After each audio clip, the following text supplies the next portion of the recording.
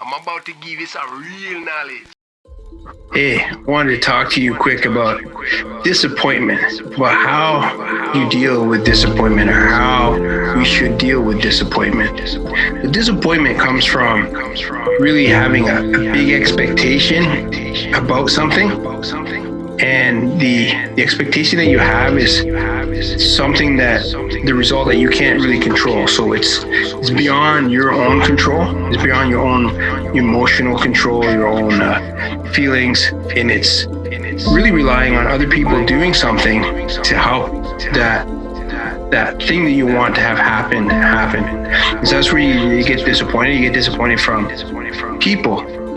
But the truth is, even if people are aligned with you and they're trying to do things, they're not always going to do things exactly the way you want, or it's not always going to work out exactly the way you want, because you can't control what other people do. You can't control how they act or how they navigate through certain hurdles and certain situations. You can't even control if it's something like it's a result that you're trying to work in a team.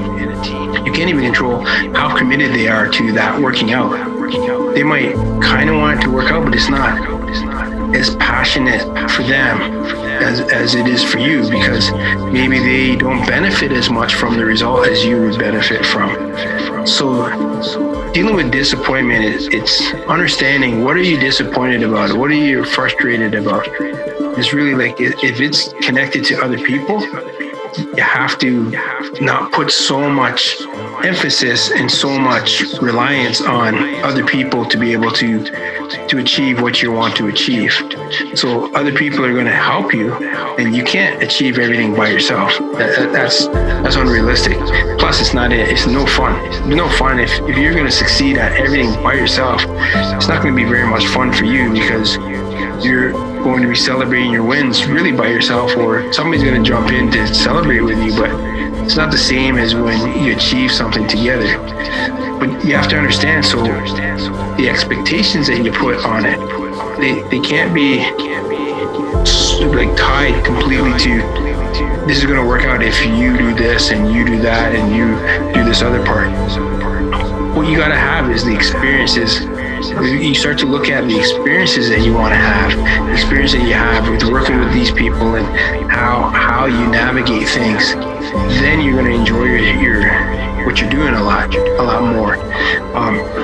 So it's really understanding when you get disappointment.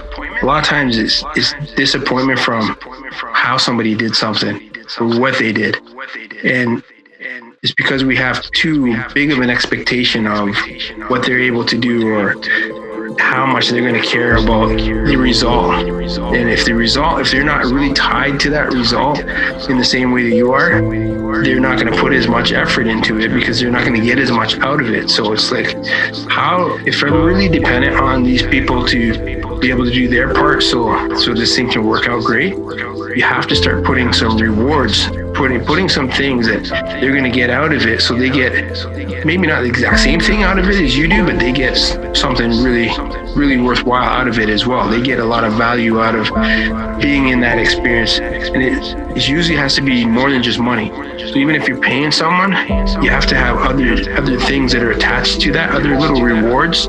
It's a gift, it's a big party, maybe you're gonna throw a dinner party, whatever it is, but do something that's an extra added incentive to get them to that same level of commitment and same level of focus on the outcome being really awesome as what you already have and what you already hold.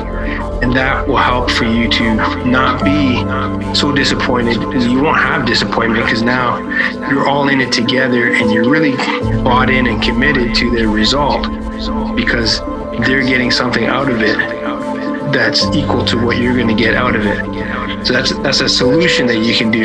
But the other part of it is, just don't attach your success, your happiness, your joy to counting on other people to be able to do something for you to be able to experience that happiness and that joy and that satisfaction.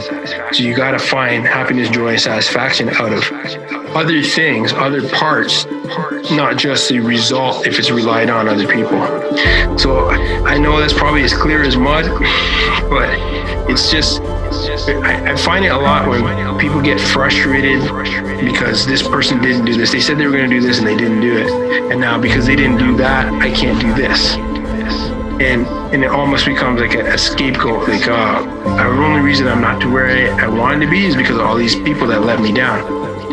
And so it's being able to, one, understand how to incentivize people so that they can help you if you need them to lift you up. And it's also about feeling good about what you're doing without relying on other people to do their part. So it's, feeling good about the experience, feeling good about the journey, feeling good about how the idea is developing into something and how things are working out and how it's manifesting.